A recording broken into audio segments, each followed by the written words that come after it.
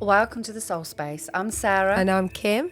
and these true life stories are brought to you to inspire growth, healing, and positive changes. Enjoy. Hello, everyone. Welcome to Soul Space. This feels weird. It's me on my own. I'm like looking to the side of me. What I wanted to do today is just a little catch up, really.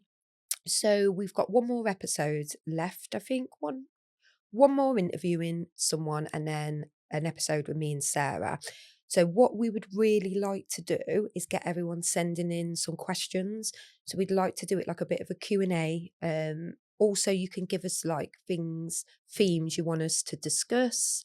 You can give us a little bit of feedback. So any episodes that you've enjoyed, but maybe you would like us to explain something a little bit more. So we're going to give next week and put it out there. And yeah, you can pop in any questions, anything like that. So Sarah will probably do something similar to this, maybe a little catch up. But we've just had the solstice. So solstice is your midway point through the year. So it's your first official day of summer, and it's obviously 6 months into the year. So an important time at solstice is to start reflecting. So it's not all about reflecting on everything that's gone wrong or you haven't achieved in the first 6 months, because as humans, we put a lot of pressure on ourselves. And I find as well, officially, we all celebrate, obviously, New Year's Eve and New Year's Day, but it's not actually the time of year. It's not the real New Year, okay? You've got that more at the equinox. So what happens is in the winter, when we're part of nature. So as animals, we should actually be slowing down, be being still, hibernating, coming indoors, resting still in the winter. We do the opposite, where we've just had a busy time at Christmas and then we set all these expectations on ourselves. And then what happens when you don't, you might not have the energy, it's not the actual right time of the year to be doing it. You start getting resentful towards yourself because you haven't met these expectations and you've put pressure on yourself. So it's actually a little bit further down the line. It like the spring equinox, and the idea is spring. So you spring into action. And if you look at nature around you, we've been so, and I will use the word, we have been brainwashed. We've also been uneducated on it, maybe. Also, it's not anyone's fault. It's also what part of the world we're born into, the Western world. We're just not educated on the cycles, on nature. So all this stuff sounds very woo-woo and out there. We talk about some of the things I'm going to discuss, actually, medicines, alternative medicines. They're not alternative, they're the original medicines. Hands-on healing, sound healing. It's one of the oldest forms of healing there is out there. The actual doctors, things like that, and it's not me knocking them at all. These things have only been around a couple of 100 years, but yeah, it's like we forgot there was anything before. And when the more time you spend, talking, I've met some tribes, doing some research and trying these things out for yourself. Obviously, that's where the faith comes in there, and then the belief. So I understand that not everyone's at that place yet. So to your average person, telling them to work with moon cycles in nature, and that New Year's Eve isn't actually New Year's Eve, and that there should be 13 months, people are just like, yeah. But listen to your body. That's the most important thing. So our bodies are actually telling us, and your body don't lie to you. You will see in the winter and stuff, you haven't got that energy you've got in spring and the summer. So it's not the time, like I say, to be setting all these expectations on yourself. It's more around spring equinox. So what we're doing now at this time of year, again, summer is where the light comes back in, the energy, the darkness of the summer's gone, the winter's gone, sorry. For those of us that do a lot of spiritual practices, it's like you do a lot of the inner work in the winter, you really slow down. And the summer's now where you can get some of the benefits from that. So solstice is thinking about everything you're proud of from the last 6 months, all the growth you've done, and then also reflecting on what you don't want to take forward now into the next 6 months. So I thought it'd be quite interesting for myself to just have a little catch up with everyone on what I've been doing the last 6 months, some of my reflections, because most of the time we mirror people, and I believe the people that are supposed to work with me or be around me who are supposed to hear this will, and they'll relate to it. I always click on the right podcast or find the right book or even scroll past the right Instagram post when I need it, and something you just sort of your ears listen. I always say to people when they're looking at booking on retreats or classes, you'll get a bit of excitement or even nerves in your stomach. Most of the time, we'll mistake it for nerves.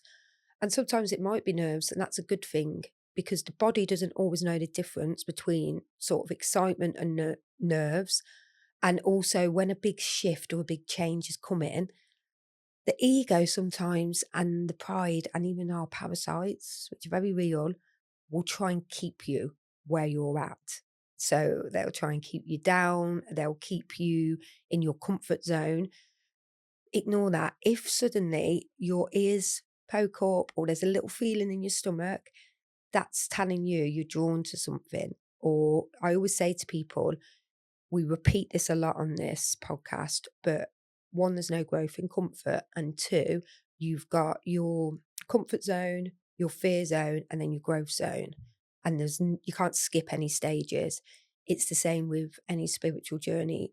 People that will tell you it's all love and light, I would question what journey they've been on, because life isn't love and light. People aren't all love and light in this realm, or on this earthly plane. We're not all love and light. We have our shadows, we have our darkness.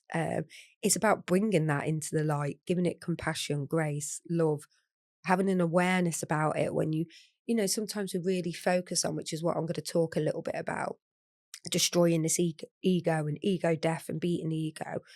You can't kill it, and you wouldn't want to, because we do need it. It's like we have our masculine and our feminine sides. Now, your masculine side is, and everyone's got them, men and women. And a lot of men might feel uncomfortable sometimes when you're talking about the feminine side. And women, if you tell them they're two in the masculine, will also probably think, what? Thinking it means you look masculine, and it's complete opposite. So I'm someone that struggles because I'm always in my masculine side more. But your masculine is your get up and go. So you need it. Ego, without ego, I'm not sitting talking on this podcast to you. What it is, and this is something I seen other people speak about and read about, is making sure your decisions is not coming from there. So making decisions with your ego behind you was the greatest way I ever heard it put, and your heart in front of you. Your heart is your soul. And it's a beautiful thing. What I want to share with people, it's not quite relevant to even flowing into what we're talking about, but my friend Dawn, who was on this, and my Reiki master, explained to me once when I was talking about having anxiety and panic attacks, actually, when I went over to Tenerife quite recently, and it come from nowhere. And she was explaining, our soul is from here to here in this part of your body. And a great way to flip it and look at it is actually when you're getting anxiety or panic attacks, it's actually your soul working to try and protect you. That's that energy you feel. So it's actually working because it knows you're going through pain. It knows you're hurting. Sometimes, like I've said before, it knows a big shift's coming, a big change.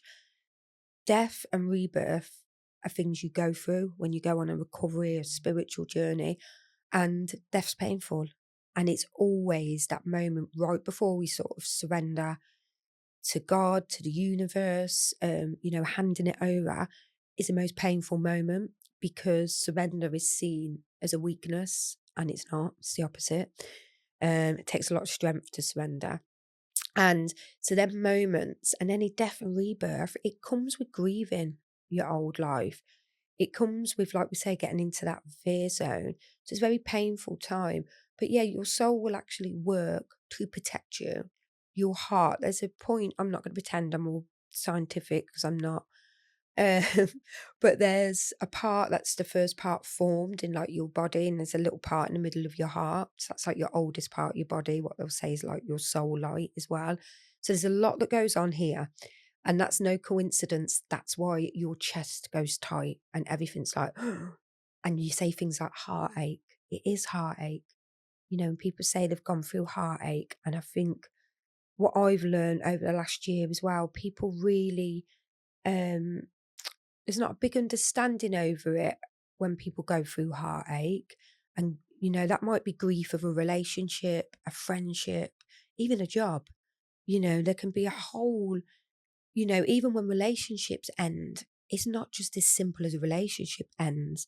You lose a friendship, you lose their friends, their family. There's a big thing to it. And we underestimate how painful that can be for people. Um, Grief. So, one of the things I'm going to talk about in a moment is what I've mentioned a lot on the podcast, my trigger to my awakening, my most painful thing to date, the loss of one of my best friends.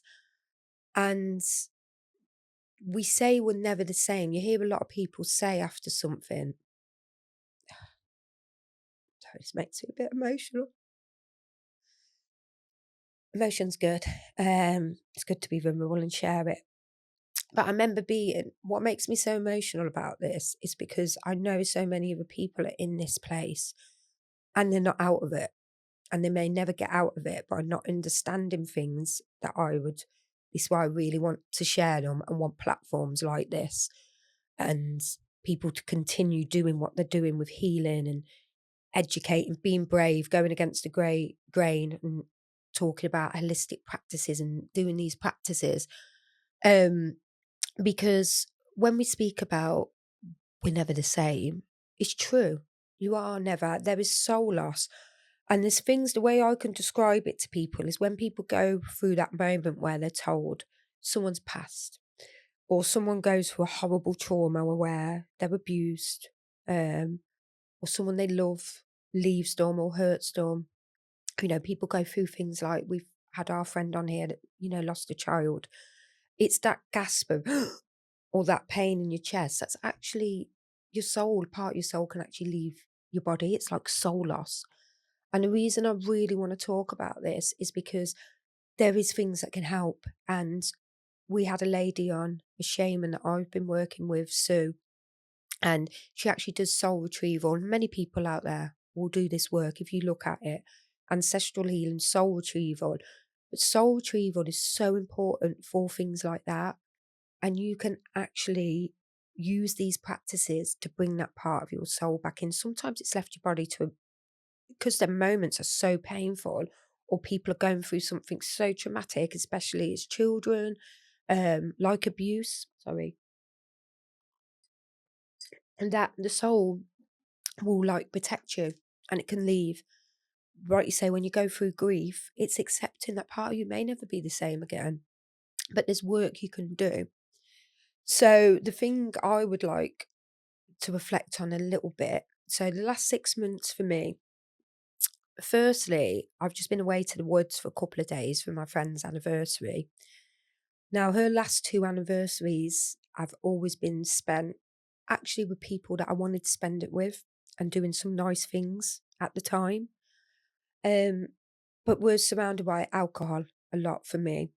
Now, firstly, I find it sometimes such a mad thing that we spoke about this in the rehab I work in the other day, that even when we lose people and the ways we've lost them can be to do with anxiety, depression, drugs, alcohol, we then choose to sort of celebrate their life by drinking or doing the very things that may have affected them, which is just a crazy Western world thing we do. And not just Western world, I keep blaming, I'm giving the Western world a bad name today. I'm a bit resentful, aren't I? It's because I wanted to be born in the jungle. And I really want to go to India at the moment, but it's not all bad here. We've got some incredible ways, and the Western world produces very resilient, strong people. We've got really good humour as well. But that could be a downfall. Sometimes we'll joke about things. But yeah, don't mean to give it all a bad name. Sorry, this is because I haven't had my morning cup of tea today. So I come rushing in. This is another thing to reflect on, Earl Grey. Give it a try. Sarah brought Earl Grey into my life in the last 6 months. And I love it. But yeah, this year was the first, so this was her third year without her here. And it was so different. So obviously now, this month is 6 months without alcohol for me, sobriety, which is anyone that knows me well is a big thing, and it's something that's been ongoing over the last couple of years. But I feel, and I'm always very careful how I say this because sometimes the universe humbles you, and that's what's happened to me the last 6 months. Very big humbling, well, probably the last year since last summer. Um, and I'm not going to say, oh, like that demon's gone, that, but there's a big awareness around it now, and that's the difference. I've also stopped drinking now, which was a decision purely for me, not anyone else. And it's the sort of shadow work and the inner work I've done around it, that's made the difference this time. But yeah, going into these scenarios without alcohol was obviously different. And I just had such a day where normally, like I say, I would get drunk. There would be a lot of tears around it. Um, I would probably think I was honouring her when I probably wasn't. But I was also, it was very raw. Um, the next day I would wake up and again, the anxiety would be even worse because the coping mechanism had been alcohol. I felt the next day I would struggle as well to feel the connection and the energy of her because, alcohol is just low vibration. It closes off third eye. Um, it's something that is around us a lot. And for some people, if they enjoy doing it and they see no problem with it, it's not. I didn't for a lot of years. But for me, it was something that wasn't serving me anymore. And this year, to go to the woods, and I had a picture there. I had a couple of friends come up. There were some beautiful glimmers and signs. Like my friend came, who actually is called Charlotte as well. And she didn't know the story that my friend Charlotte, who I call Pickle and Nana, but that's another story. Her colour was purple. So we even wore purple to her funeral. And she said, "Oh, I bought you a crystal, Kim." And it was a big purple heart. And yeah, she didn't know about it. She said, "I was just drawn to that one." So that was a little sign. We got to walk round the woods. My friends, Sarah and Alex, come up the next day. And she'd done some healing on me actually and gave me a couple of words from Charlotte. And I don't need that anyway. It's beautiful, but I feel her all the time now. I've had some beautiful experiences in breath work. Um, I've had so many messages. I feel her energy. I trust. And again, because of this faith that comes with that now, I know she's okay. And although that doesn't heal the missing them in this life and missing their company, and what it does do is takes that resentment away. Just took a lot of my bitterness away about it, my anger, my pain, wanting to wallow in it, the pity for myself. Whereas now, this year, I could really reflect. I cried tears of pure gratitude for our friendship. I got to sit with her picture in the morning and just be like talking to her, telling her how I feel her around, seeing how she's protected me in my life this last year, letting her know I have an understanding. She showed me a beautiful image, my friend, and some people, it doesn't matter whether you believe what you believe or not, but I had a beautiful journey once, and she came to me like a beautiful bee, and she showed me how it's difficult it was for me to accept that it was her time to go, and she had a child, and it's never enough time with people, is it? But she showed me a beautiful thing, how we're all worker bees and we come down to earth to do our job, and then we go home. It's like this hive image. And there was just such a feeling of peace and happiness, and that she was back with her parents, and that, her work was here done and was done. And it's to reflect on, grief is the price we pay for love, isn't it? And I just feel like when that emotion come at the start, so sad for people that maybe haven't got that faith or that understanding, or haven't experienced some of these practices to know that your loved one is around and is okay. Um, and it pains them to see us in pain. They struggle to actually stay close when we're hurting ourselves and we're drinking or we're using. The people that love you, they struggle to watch that.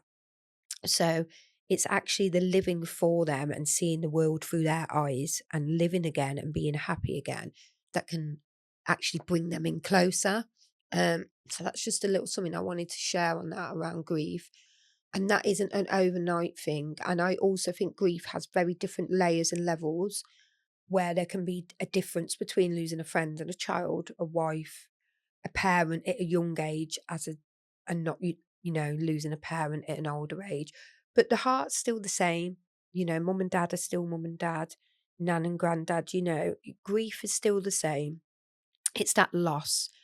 But yeah, if anyone wants to message me more on that, if you're really struggling with grief, again, there's soul retrieval, or if you feel like you've had that pain, that soul loss, whether that's through a breakup. There's also a lot of things which I don't want to overwhelm people with, but once you just start on this journey, as you go through the layers of healing and things progress, the universe and, even your practices, your soul knows when you're ready for certain things and it'll be revealed to you. But there's lots of layers to all this, and there's sometimes things that we don't always understand. There's things called soul contracts. There's reasons why sometimes some breakups feel harder than others. Some are more bigger lessons than others. And once you can get acceptance and awareness around that, it brings such freedom. And you can see how all these hard lessons, because we will keep repeating the same cycles. We spoke about this a little bit around ancestral healing. If you don't learn about codependency, you'll keep getting sent in the lessons regarding that. You draw people in where you're at. Your children have to repeat what you don't learn. There's lots of things. So having an understanding around it can be very overwhelming at the start. You just have to start. If it's that meditation class, that yoga class, it doesn't matter. It's just knowing there's something more than this. I don't want to be in this pain anymore. Don't want to suffer with anxiety all my life. Or maybe I don't want to be on substances or relying on alcohol or tablets. There's just wanting that inner knowing, that little pull that there's more. Listen to that. But yeah, if anyone wants to reach out, there's soul retrieval work you can do. There's some beautiful products and plant medicines you can use that help. There's sessions I do, there's sessions friends do. I've got another couple of people that I would probably, um, if you were suffering with, in the depth of your grief, I could put you on to. So it's not just about being drawn to work with me, it's the community we've got around us. Um, and it's also knowing which energy you're drawn to. And it's also good to try other people's energies. I suggest other people's breath work all the time to people, because it's not all about that is your ego when you're trying to keep people working with you. You're not going to be, what's the saying, if everyone's cup of tea, you're a mug. It's not, your energy isn't for everyone. You've got soul family and soul tribes. When you sit in a room and a conversation flows easy with someone and you're drawn to someone, you feel like you know them, might have known them before. That's when that they're the people you're supposed to be working with. So listen out for that as well. Next thing I wanted to share from my last sort of 6 months, and since we started these podcasts, really, it's just about one thing I struggled with: slowing down. So I decided to go and do a 48-hour fast in the woods on my own. It was like a mini vision quest. So I went to Soul Revolution. They do big festivals and retreats. Me and Sarah went to one for my 40th, and I was really drawn to. There was a lady singing there, Olivia Fern, and she was talking about a vision quest. And that what I spoke about earlier, my ears went like, and my belly was like, hmm. Me and Susie always talk about this, my friend, that that little excitement starts. And I was like, vision quest. And I knew that my work was drawing me more down a sort of shamanic route, more using elements, nature. And again, it's knowing when to trust that, because found it, I love my Reiki, I still do.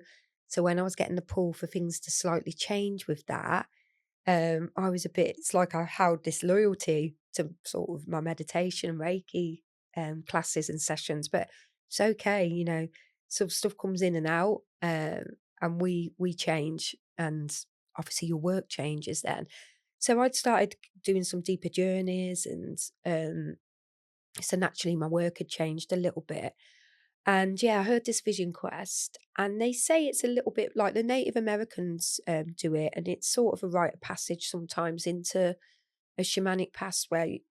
Sorry, so you spend 4 days on the land, fasted on your own, with not really any shelter.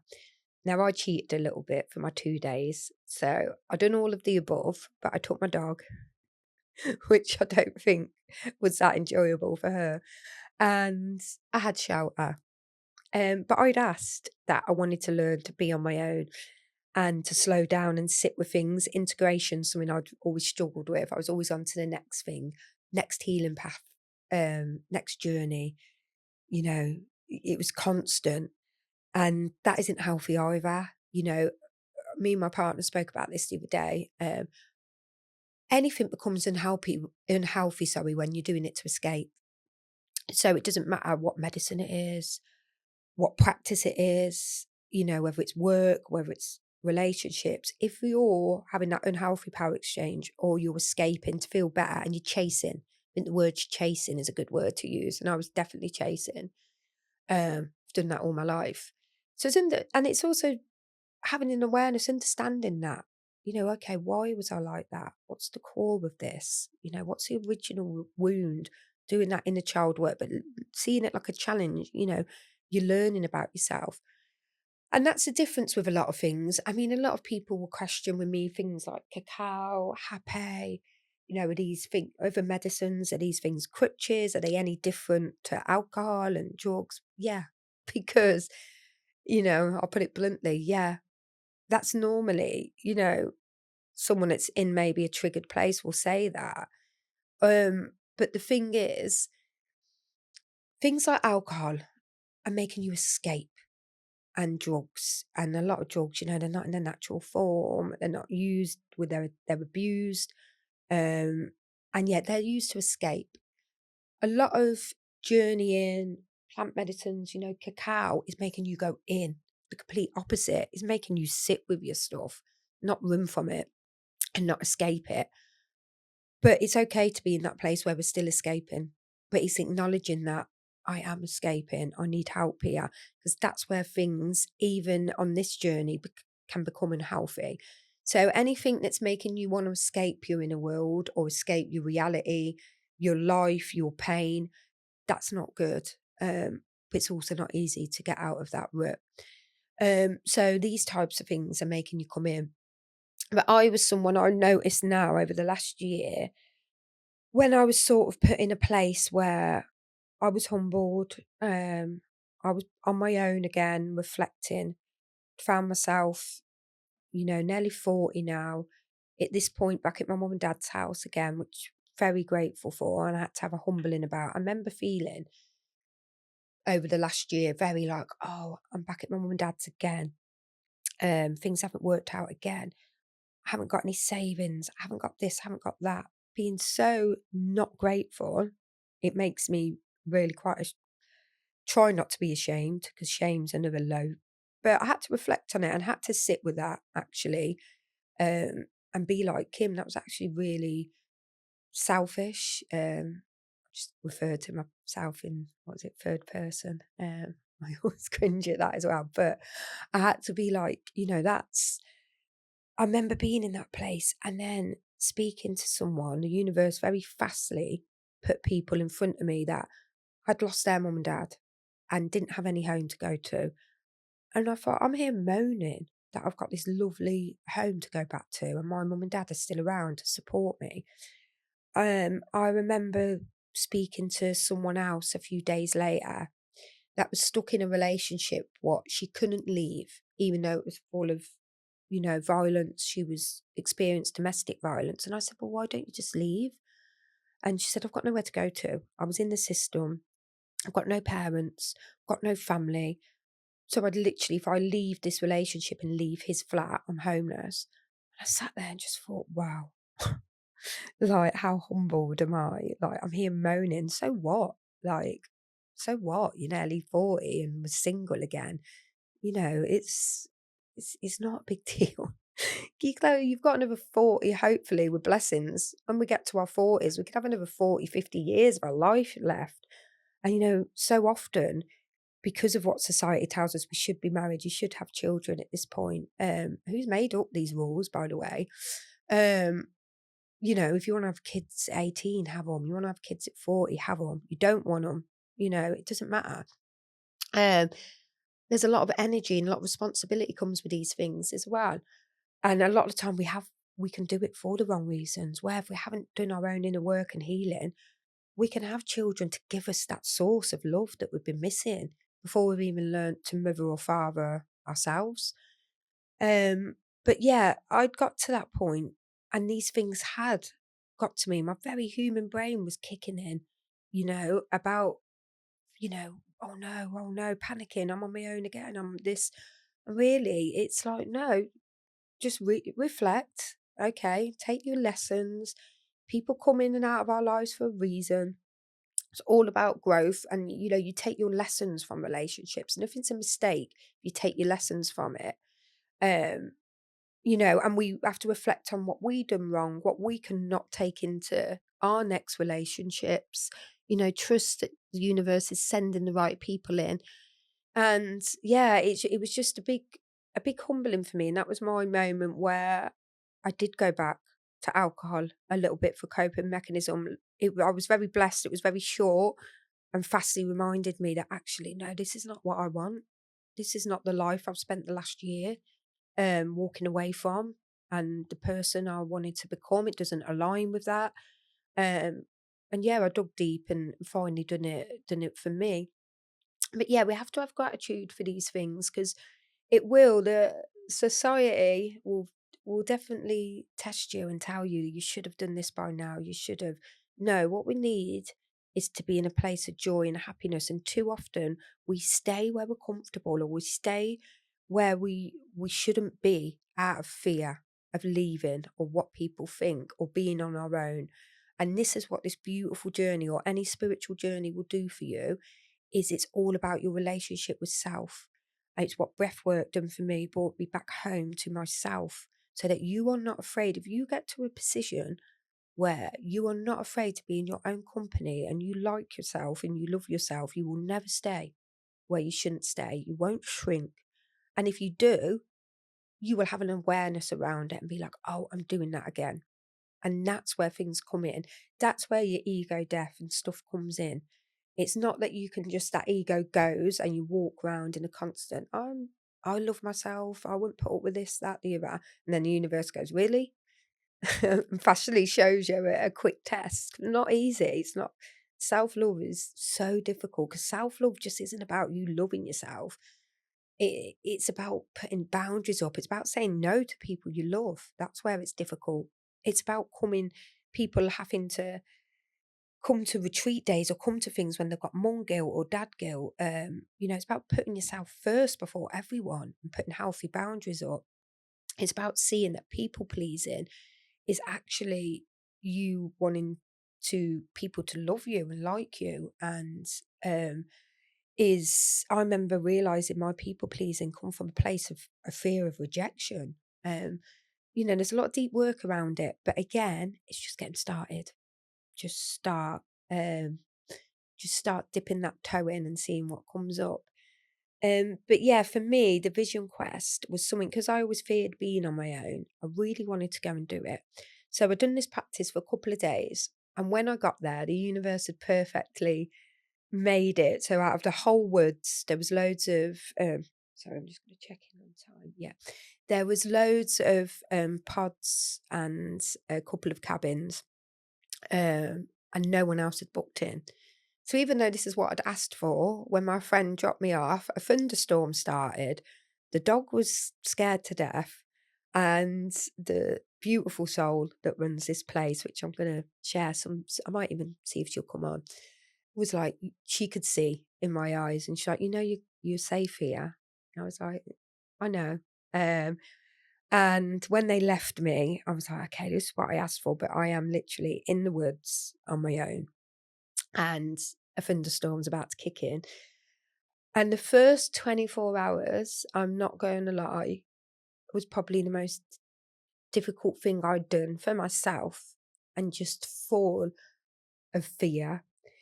And it showed me a few things. Obviously, I was fasted. I'd done various journeys and work while I was there. And it put me the first night into a real state of fear.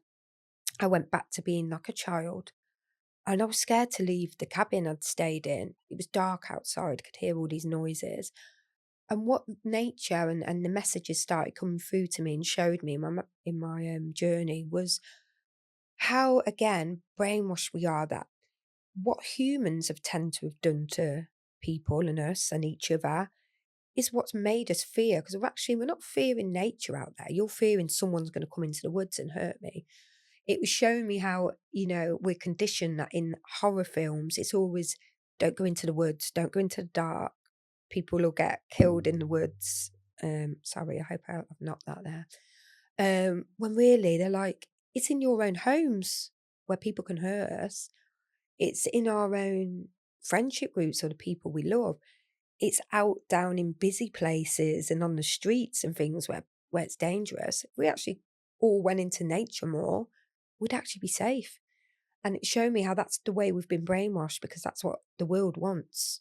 Because these governments and these people running stuff, they do not want people regulating their own nervous systems out in nature, connecting in with plants, connecting in with elements.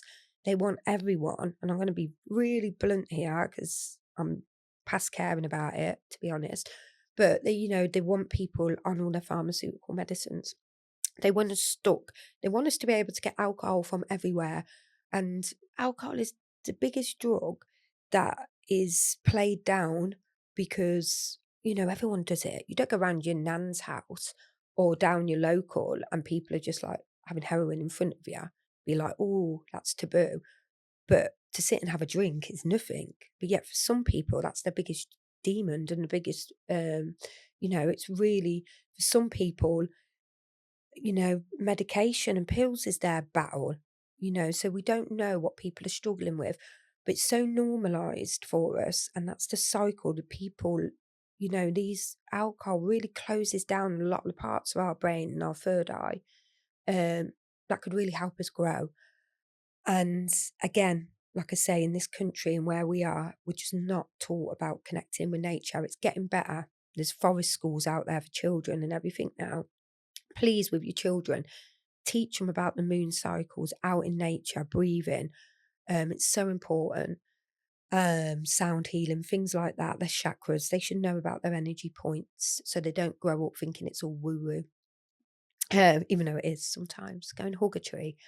But yeah, they showed me that. And then it was shown to me how, I'd made this prison. It was like I'd become imprisoned, scared in this beautiful cabin. It showed me that's like my mind. I'd put myself in my own prison in my mind with fears. And it just really showed me how much we fear being alone. We're constantly showing in my life all the places I'm not showing up because I'm fearing what people think. And all these things that happen in life comes from a place of fear. So if you're fearful to leave a relationship now, or you're fearful of people's opinions on you, most of the voices in our head aren't even our own. It's things we've heard from when we're younger. You're too loud, you always talk, so then we start not talking. Um, from a young age, you're building this mask up. The ego's getting bigger to protect you. And the ego isn't a bad thing. It's trying to do its job to protect you. Don't say that, you won't fit in. Or if you act your real self, people won't like you. Even from our caregivers, it's not their fault, but that's what we're taught. So we build up these masks, and that's where all the escapism comes in. Through work, through drugs, through alcohol. Half the time, we don't even know who we are. And that's where slowing down, stillness, and these practices will come in. And by the second day, when I come through this journey, realizing that that's what I'd done, and the ego had created my own prison, there was such freedom in it. The next day, I got to run around the woods. I was singing. I'd had such a block on my singing for a long time. And even seeing now, I sang very masculine things, very angry songs, which again, during this time in this journey, I've realised why that happened by sitting with myself. I got to make fires. I don't even know. I never even knew how to make a fire, but I was making fires, meditating. Then the next night, I got to sit out in the darkness and sunset, and the fear had gone. And that's where nature was saying to me, trust, trust. I do all these practices with people, and I bring in divine protection. And I always say I've got my wolf guide that protects me. And I tell people to trust and surrender. You're in a safe space. You're this. And this is where the universe was reflecting back to me. Do you actually believe all this, though? Because if you believe this, you wouldn't be scared to sit in the woods on your own. If you believe nature protects you, if you believe Mother Earth, if you believe you've got guides and a wolf with you and Charlotte's protecting you, and why are you scared? Why would you think we're going to let anything happen to you in the woods? Because you're doing this work with other people, but are you actually trusting it yourself? So that's when I was like, okay. And it took a lot of sitting there. I always laugh saying I was sitting there rocking like, I'm divinely protected. I'm divinely protected. Me and Roxy like that. But yeah, it was a beautiful journey. It also made me realise I wasn't quite ready, maybe for the 4-day vision quest quite yet, because it took it out of me, and it was a lot of integration afterwards that I'm still going through. But yeah, it was beautiful. So again, I really suggest to anyone, if you can get out in nature and find a day or two on your own and just go in and journal and sit with yourself, all the answers are inside. We just need to find a way to connect, a way that can slow this down enough and quiet it down enough. So whether that's breath work, meditation, certain exercises, getting out running, um, reading certain books and then reflecting back on them. But even when we're reading books and doing practices, we're still on the go, on the go. The gym's the biggest place of escapism I see, much as I love it. It's about slowing down, doing all these practices, but slow down and reflect on them. But yeah, the last 6 months, like I say, for me, and on this podcast, one of the main things I'd like to reflect on from it is it's all about relationship with self. You only meet people where you've met yourself. So always be very careful. If we're doing any line of work, Jeff spoke about this. Be careful that you're being authentic and that, we're practicing what we preach, really. So otherwise, it can leave you in a place of, of guilt and shame, and you don't want to get into that vibration. Um, you know, always relationship with self. Yeah, be authentic. Meet people where you've met yourself. Find a practice. Just get started. Understand spiritual journeys and about what you look, wear, or do. It's about your relationship with yourself. Reach out to other people. Remember, community. It's a big part of holistics and any recovery. Know that whatever place you're in now, it can pass and it will pass, but we've got to fight for it. You want a change of lifestyle, you've got to grieve that old you. You want a rebirth, you want to change your lifestyle, you're going to have to go to retreats on your own, go to places on your own, dance sober, like I had to, and feel really awkward. At the moment, I knew breath work and certain practices were becoming my comfort zone again. So I took up dance classes. So yeah, just keep and have fun with it. This is the summer now. So think about now, what do you want to not bring in from the last 6 months? What's got to go? What were you proud of in the last 6 months? And what do you want to bring in now? What do we want in the next 6 months? Who do we want to be around more? How do we want things to look? And really, when we're manifesting, we've got to put the action in, but you've got to match it. You can't manifest all this stuff in while you're sitting in a really low frequency. You're just going to draw in more of the same. So, seeing somewhere, Katie, that was on the other week, put this the other day, the universe isn't looking at your vision board. Vision boards can sometimes be, a thing of what we lack and pressure. It's your energy it's got to match when you're manifesting things in. What you do when people aren't watching. That's what's important. And that's it from me. So I hope that was an okay little catch up. I got to offload. Oh, that's the last thing anyway. Another thing I've learned from this last 6 months and on these podcasts, as humans, all we want to be is seen, heard, and held. And if you can learn to do all them things for yourself by mirror work, holding yourself in breath work, talking your truth to people, you will not go wrong. And then we don't have to rely on others. But I've realised for a lot of time I wasn't being seen, heard, or held. And also that was making me, even over these podcasts, get so excited when I was with people or finally being heard, that I was over talking and sometimes even making things about me or keep bringing it back to my story, my story. And that's why it's important then that I had to take myself away for a little bit and sit with some of these things so that I can hold space for others and learn to be a better listener. Uh, and take times like this to chat about my stuff, but learn sometimes holding spaces so the other person can be seen, heard, and held. And I wasn't always the best at doing that. Because sometimes I'd bring it back to me. But again, that's awareness and growth. But yeah, take care. We'll do one more episode with me and Sarah where you can ask some questions, and then we're going to catch up with everyone after the summer.